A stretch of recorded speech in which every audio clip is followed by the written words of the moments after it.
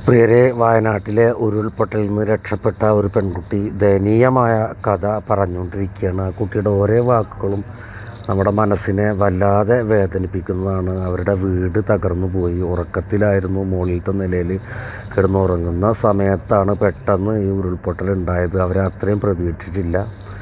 അങ്ങനെ അവർ ഈ പൊളിഞ്ഞ ഒരു ഹോളിൽ ഒരു ഓട്ടയിൽ കൂടെ പുറത്തേക്ക് ചാടണ് നോക്കിയപ്പോൾ മുറ്റത്ത് ഒക്കെ പലരുടെയും ദീന രോദനങ്ങൾ കേൾക്കുകയാണ്. കാരണം ഒഴുക്കിൽ വന്നിട്ട് ഇവരെ മുറ്റത്തും ഒക്കെ അതിൽ പറ്റാവുന്നവരൊക്കെ ഈ കുട്ടിയുമ്മയെ രക്ഷപ്പെടുത്തി, ഒരു വിധത്തിൽ രക്ഷപ്പെട്ട്. ഇതുപോലെ ഒരുപാട് ആൾക്കാരുടെ വേദനകളും നൊമ്പരങ്ങളും ദീനരോദനങ്ങളുമാണ് ആ മണ്ണിൽ ഇപ്പോൾ അലയടിക്കുന്നത്. പറ്റാവുന്നവരൊക്കെ കഴിവിൻ്റെ പരമാവധി സഹായിക്കുക, ഇവരെ ചേർത്ത് നിർത്തുക. അതുപോലെ തന്നെ അവിടെ പലതരം മോഷണങ്ങളും ഒക്കെ നടത്തുന്നുണ്ട്. അപ്പം അതൊക്കെ വളരെ മോശമാണെന്നുള്ളതും കൂടിയാണ് ഈ സന്ദർഭത്തിൽ എനിക്ക് പറയാനുള്ളത്. അതുപോലെ തന്നെ രക്ഷാപ്രവർത്തകരുടെ സാധനങ്ങൾ എടുത്തിട്ട് പോവുക, ഇതൊക്കെ എത്ര മോശമായിട്ടുള്ള കാര്യമാണ് നിങ്ങളും തിരിച്ചറിയുക. ഇത് ചെയ്യുന്നവർ എല്ലാവരും അല്ല ഉദ്ദേശിച്ചത് കേട്ടോ. ഉമ്മ രക്ഷപ്പെടണമെന്നാ, പക്ഷെ ഉമ്മ എന്നോട് പറഞ്ഞ് ഈ രക്ഷപ്പെടണം എന്തെങ്കിലും പറ്റിയാല്. ഞങ്ങൾ ആ ഒരു സമയത്ത് അങ്ങോട്ടും ഇങ്ങോട്ടും അതാ പറഞ്ഞുകൊണ്ടിരുന്നത്.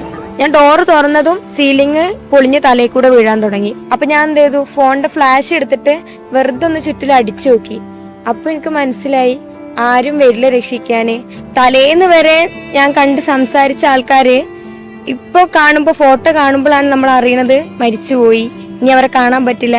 നല്ല മഴ ഉണ്ടായിരുന്നു ആ രാത്രി. അപ്പൊ ഉമ്മച്ചി ആ സമയത്ത് ഒരു 1:45 ഉമ്മച്ചി നീച്ചെന്ന് എന്നോട് പറഞ്ഞേ. ആ സമയത്ത് നീച്ച് മേലത്തെ ബാൽക്കണി ഡോർ നമുക്ക് ബേക്കിൽ പുഴ കാണാം. ഉമ്മച്ചിന്റെ വിചാരം ആ പുഴയിൽ വെള്ളം കയറും, അങ്ങനെ സംഭവം ഉമ്മച്ചിന്റെ മൈൻഡിലുള്ളൂ.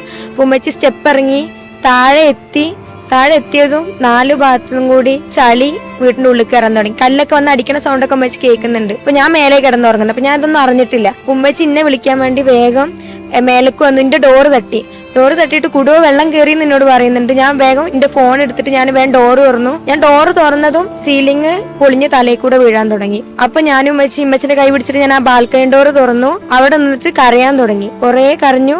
ഒന്ന് രക്ഷിക്കണേന്ന് പറഞ്ഞു